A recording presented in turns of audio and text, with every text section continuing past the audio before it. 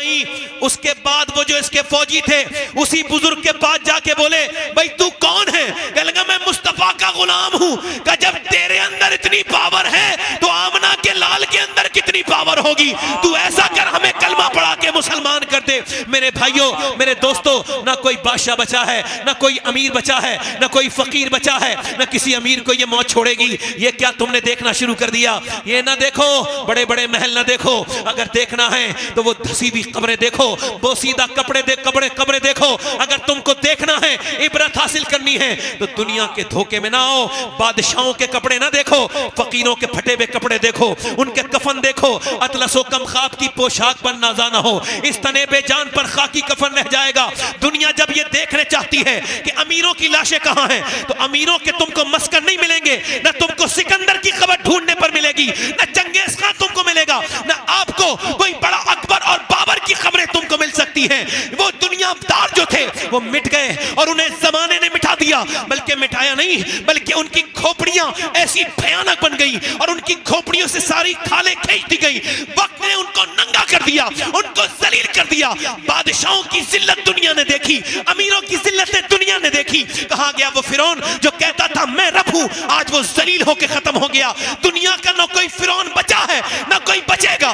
बचेगा कौन? बचेगा वो जो आमना के लाल से वफादारी करेगा, बचेगा वो जो रसूल जी वकार से वफादारी करेगा। और वो बचा ऐसा है कि कोई कलियर शरीफ में चमक रहा है, दुनिया जाकर के देखे कि बादशाहों की खबरें नहीं मिलेंगी, मगर आज भी मेरे साबिर अलाउद्दीन का आस्ताना चमक रहा है। जाकर के देखो, दिल्ली में निजामुद्दीन चमक रहे हैं, तो फिर करियर में साबिर अलाउद्दीन चमक रहे हैं, कि चोजा में मखदूम अशरफ चमक रहे हैं। जाकर के देखो तो फिर अजमेर में मेरा मोइनुद्दीन चिश्ती चमक रहा है, बगदाद में गौसे आजम चमक रहे हैं। आवाज आ रही है, कोई गुल बाकी रहेगा ना चमन रह जाएगा, पर रसूलुल्लाह का दीन हसन रह जाएगा। नारे तकबीर, वाह वाह वाह वाह, मियां जिंदाबाद जिंदाबाद जिंदाबाद, मियां जिंदाबाद। तुमको जरा सी को कम करे, थोड़ा सा जरा सी तुमको तकलीफ हुई है, तुमने इसके सामने रोना शुरू किया, तुमने इसके सामने तुमने अपनी इज्जत खत्म करवा ली। इसके सामने रोए हो? हाँ सुनो मेरे दोस्तों, मेरे भाइयों, पूरी कायनात में इधर देखो, जितने गम मेरे नबी ने सहे, अब हमें क्या फर्क पड़ता है भाई? हमारे घर से तो कुछ नहीं हुआ है अभी। हाँ जब हो जाएगा तो फर्क पड़ेगा।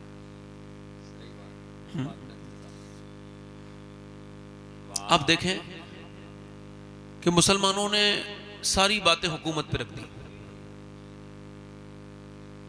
अभी कोई पाबंदी लगी है मस्जिद में नमाज पढ़ने में? बताएं। अच्छा ये कौन सी सरकार ने लिख के दिया है कि जब तुम शादी करो तो तुम्हारी औरतें बेपर्दा बिल्कुल फाहिशाओं की तरह मेकअप करके वहां जाएं, बगैर मेकअप के शादी नहीं होने देंगे? ये कौन सी सरकार ने कहा है?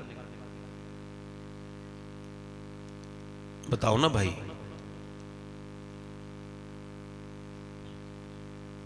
ये कौन सी हुकूमत ने ये पाबंदी लगाई है कि तुम्हारे घर में अब मुसल्ले नहीं बिछ सकते?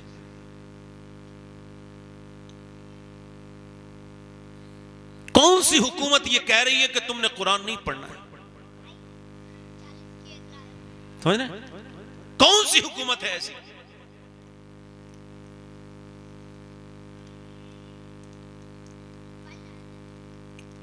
जो मुसलमान लड़कियां बुर्के वालियां जब होटलों से दरियाफ्त होने लगे, अल्लाह, जब इस्लाम की शहजादियां ओयो होटल से दरियाफ्त होने लगे, तो फिर भी मुसलमान चैन की नींद सोता है?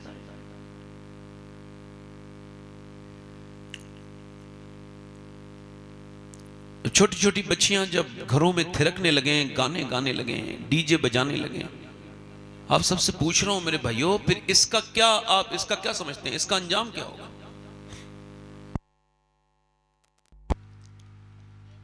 बारह साल पहले मैंने एक साहब से कहा था, आपकी बहन जो है ना, ये जो 12-13 साल है, इसको समझाएं। कहने लगे आप अपना काम कीजिए, मेरे घर के मामलात में ना बोलिए।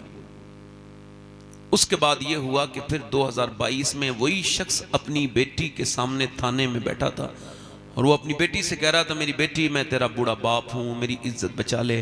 पैरों में उसकी टोपी रखता था अपनी, तो वो कहती थी जब समझाने का वक्त था तुमने नहीं समझाया, अब मैं बहुत आगे जा चुकी हूँ। अल्लाह अकबर, अल्लाह।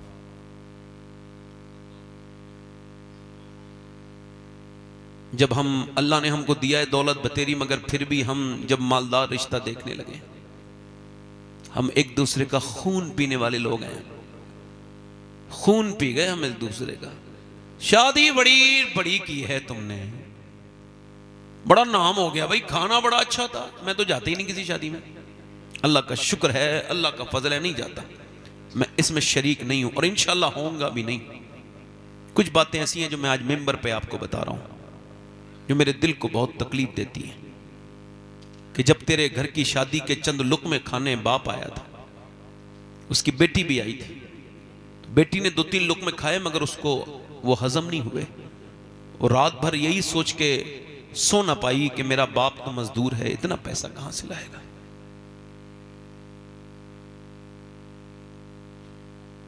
आपने निकाह को इतना मुश्किल कर दिया कि एक शादी के लिए आपको लाखों रुपए की जरूरत है।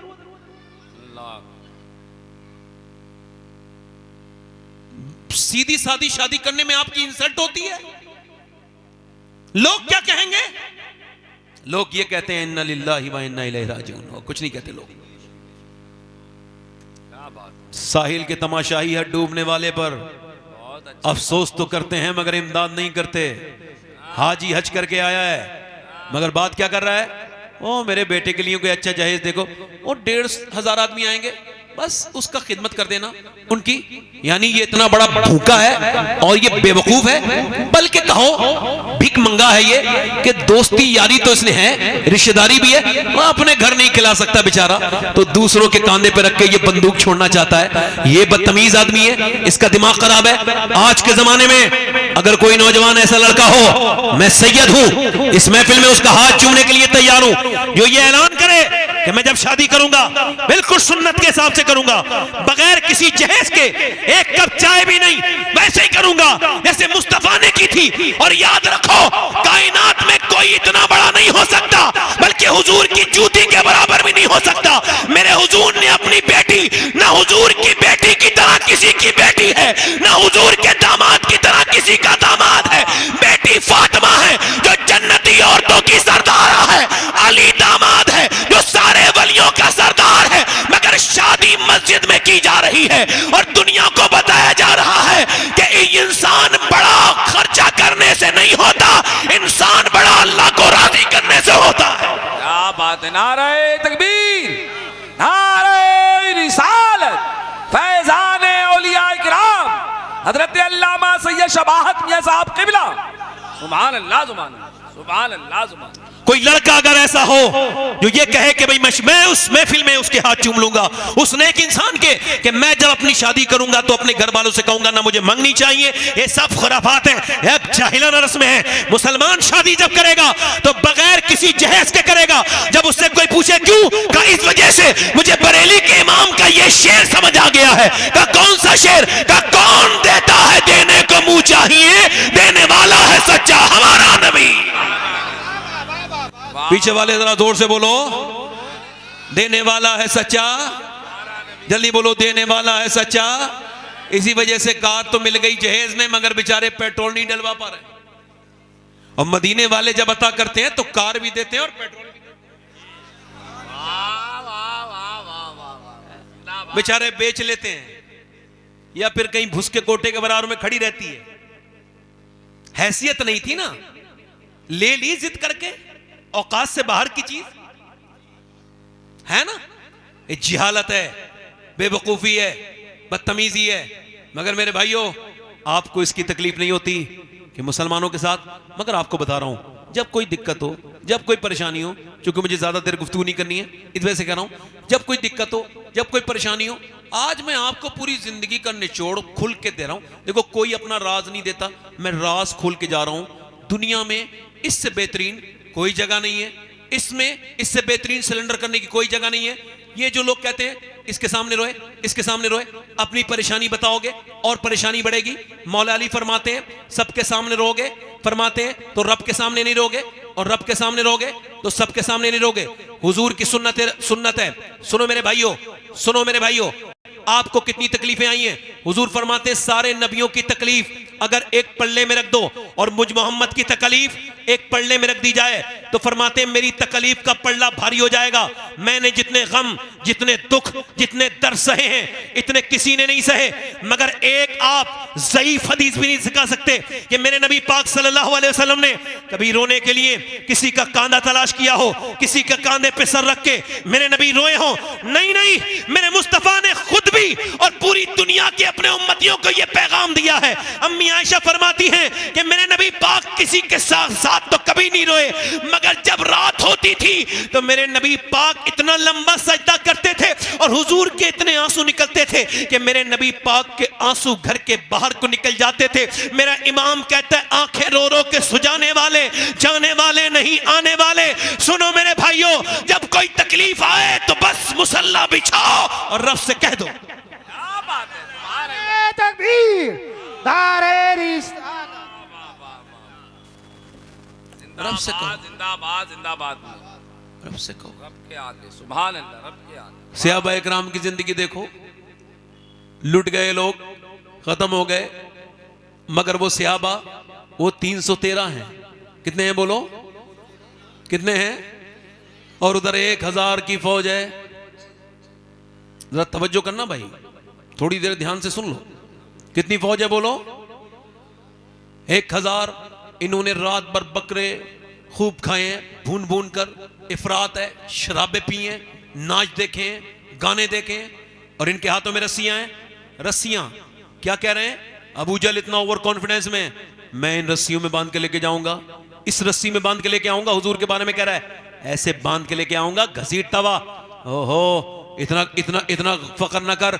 उधर मेरे नबी पाक ने, उधर मक्के की औरतों ने अपने जेबर दे दिए, अपने जेबर, लो ये सोना लेके जाओ, खत्म कर दो दीन को। उधर ये अपना माल दे रही हैं, उधर मदीने की औरतें जवान लड़के लेके आ रही हैं। हुजूर हमारे पास माल तो नहीं, मगर ये 18 साल का लाल है, इसको ले जाइए मेरे आका। उधर माल दिया जा रहा है, उधर लाल दिए जा रहे हैं। हुजूर ने फरमाया भाई मेरे सहाबा कहाँ हैं? देखो मैंने मक्का छोड़ा, मैं मदीने आ गया, अब वो हमारी तरफ चले हैं दुश्मनी के इरादे से। बोलो क्या ख्याल है, चलोगे? क्या ख्याल है? और सोच समझ लेना, अल्लाह के रसूल किसने फरमाया? बोलो क्या ख्याल है? सहाबा इकराम बोले हम आपके साथ चलने के लिए तैयार हैं। हुजूर ने फरमाया सोच लो, तुम्हारे पास 7 तलवारें हैं, उनके पास 1000 तलवारें और नेज़े और भाले हैं। तुम्हारे पास सामान जंग का नहीं है, उनके पास सामान जंग का है। बोलो चलोगे मेरे साथ? सहाबा इकराम अर्ज करते हैं या रसूल अल्लाह, उम्मत ये मुस्तफा की है, मूसा की नहीं है। मेरे आका जान दे देंगे आपके ऊपर जब तक हमारी लाशों पे से नहीं गुजरेंगे आप। सहाबा इकराम मदीने से निकले हैं, ये पहली जंग है मुसलमानों की, इससे सीखना चाहिए। ये आपने क्या बात कर दी, कभी इधर झुके, कभी इधर झुके, कभी इस मजार पे, कभी उस मजार पे, अपनी बातें के लेके जा रहे हो और सजदे तुम्हारे गायब हैं। जब तक सजदा नहीं करोगे कहीं कामयाब नहीं हो सकते। अजमेर गए और अजान हो गई, नमाज नहीं पढ़ी तुमने। कभी इस मियाँ के सामने झुक गए, कभी उस मियाँ के सामने, कभी इसके सामने अपनी बातें कह दी। सुनो मेरी बात, मैंने नबी पाक ने सहाबा इकराम को जब तैयार किया, चलने लगे सहाबा। अच्छा ये बताओ वो कैसे सहाबा इकराम थे? कभी आपने इनके बारे में गौर किया सहाबा के? सुनो, उनके कपड़े फटे हुए थे, उन्होंने क्या किया था? खजूर चूस के रोजा रखा था। 7वां रमजान है, नबी पाक के गुलाम निकल रहे हैं और ये सहाबा इकराम निकल रहे हैं। उधर यहूदी छतों पे खड़े हैं और मजाक उड़ा रहे हैं। ये देखो मुसलमानों की, ये लड़ने गए उस फौज से जिसके पास नेज़े हैं, जिसके पास, इनके पास क्या है? ओ क्या है तुम्हारे पास? क्यों जा रहे हो? खुदकुशी करने जा रहे हो? ना तुम्हारे पास तलवार है ना नेज़ा है, तुम्हारे पास क्या है? तो वो सहाबा इकराम कह लगे, ओ यहूदियों सुनो, हम तलवार पर भरोसा नहीं है, हमें तो अपने सरकार पर भरोसा है। वाह वाह वाह वाह, जिंदाबाद। अरे क्या बात है मियां, सुभान अल्लाह, सुभान अल्लाह। और सुनो, बस इसी बात को बयान करके मैं अपनी तकरीर को आखिर तक लेके जाऊंगा, मगर थोड़ी देर थोड़ा ध्यान दें। हुजूर गए, आपको मालूम है मैं क्या कह रहा था आपसे? एक मुसलमान की इज्जत क्या है? ये आपको तो नहीं खबर ना, एक ईमान क्या है। 10 लाख लड़कियां मुसलमानों की चली गई, मुसलमानों को नींद भी आती है, रात को वो सुकून से सो भी पाते हैं। कुछ गैरत वाले लोग हैं, आपको बताऊं, एक मुसलमान की ईमान की अहमियत समझना सिर्फ, और ध्यान से सुनना। जीस की आखिरी हिचकी है, गौर से सुन, जिंदगी भर का खुलासा इसी आवाज में है। जैद बिन हारसा कहते हैं कि वो जब इस हदीस को बयान करते थे हुजूर के मुंह बेले बेटे, तो उस दिन हजरत जैद बिन हारसा तो वो रोते थे। क्या कि जब नबी पाक के ऊपर पत्थर मारे गए, जब हुजूर के ऊपर कंकरी मारी गई, पत्थर मारे गए, और वो कहाँ है, ताइफ में। हुजूर बैठते हैं तो हुजूर को उठा के मारते हैं, फिर उठ जाते हैं तो फिर बैठ के मारते हैं। हुजूर को सरकार एक पांव उठाते हैं, दूसरा, इतने आपके मारे गए, इतनी आपके कि जैद बिन हारसा कहते हैं हुजूर की पंडलियां फट गई मेरे नबी पाक की। और फिर हुजूर को कहते हैं मैं हुजूर को उठा के और लेके आया बाग में, लहू लुहान है पूरा जिस्म मेरे पैगंबर का। मेरे ताया बचपन में जब ये बात ताइफ वाली बयान करते थे तो उनकी आंखों में मैंने मोटे मोटे आंसू देखे थे। वो कहते थे बेटे जब तुम्हारा इश्क रसूल थोड़ा हल्का होने लगे तो हुजूर के इस ताइफ को याद कर लेना कि उस पैगंबर इस्लाम पे पत्थर मारे गए, और कितने, एक दो नहीं, पिंडलियां फटी हैं, पूरा जिस्म लहू लुहान है। ये मेरे पैगंबर की ये शान है कि जैद बिन हारसा कहते हैं उतबा बिन रबिया का बाग था, हुजूर का दुश्मन था, मक्के का था, मगर उसकी प्रॉपर्टी यहाँ पे थी, यहाँ पर रहता था। उसने कहा ये देखो बहुत बुरा किया है इनके साथ, अपने गुलाम अद्दास से कहा लो ले जाओ और ले जाके उनको ये अंगूर खिलाओ। हुजूर के पास वो अंगूर आए।